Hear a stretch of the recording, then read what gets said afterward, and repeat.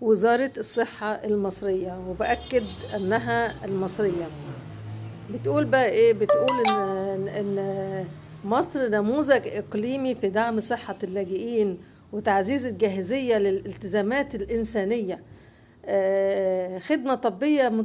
خدمات طبية متساوية لأكثر من 9 ملايين لاجئ ومهاجر من 133 جنسية. يعني على أساس إيه إن أنت وزارة صحة اللاجئين؟ على أساس إن أنت الأمم المتحدة يعني؟ على أساس إن أنت خلصت واجبك تجاه المصريين، والمصريين كلهم يا ما شاء الله لاقيين علاج في كل حتة، ولاقيين مستشفيات، ولاقيين كل حاجة. فأنت بقى يعني بتبعزق الباقي بقى على اللي هم اللاجئين، واللي هم دلوقتي ما بقوش لاجئين بحسب تصنيف المفوضية السامية للأمم المتحدة، إن هم خلاص ما بقوش لاجئين.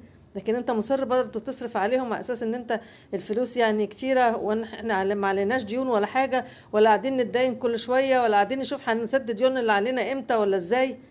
مش فاهمه يعني ما يكون اهو الدكتور محمد حساني مساعد وزير الصحه والسكان لشؤون مبادره الصحه العامه في كلمة نيابة عن الدكتور خالد عبد الغفار نائب رئيس مجلس الوزراء ووزير الصحة والسكان، اللي هو ما شاء الله نشاطه عالي قوي قوي في موضوع اللاجئين ده. بسم الله ما شاء الله، يعني مش مخليهم محتاجين حاجة بصراحة. يعني بصراحة ربنا يعني خلى الناس تقول يا طب احنا عاملونا كلاجئين يعني. وبعدين يعني هو دي أموال المصريين ولا ايه اللي بتصرف دي؟ مش الديون اللي احنا بنتدينها عشان خاطر نسد احتياجات الدولة دي من فلوس المصريين؟ مش الديون دي اللي هيسدها المصريين ولا مين اللي هيسدها يعني كل شويه يقوموا يقول البقين دول ويقول لك اصل بيخاطب اللي بره. طب واللي جوه دول ايه يعني؟ اللي جوه دول مالهمش نفس يعني يعرفوا هم رايحين فين ولا جايين منين؟ مالهمش نفس يتعاملوا او يعني يحسوا ان هم بيعاملوهم كبني ادمين، او ان هم مسؤولين عنهم.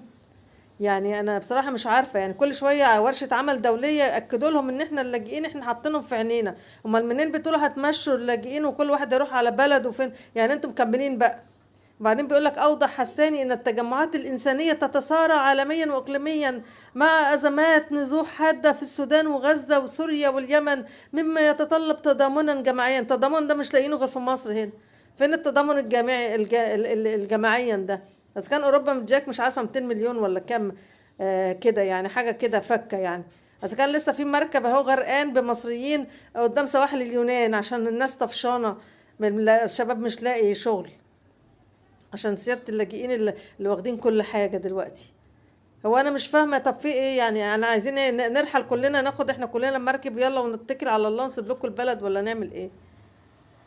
كده كتير بصراحة، كده عيب وكتير، كده لازم يبقى فيه محاسبة، فيه حساب.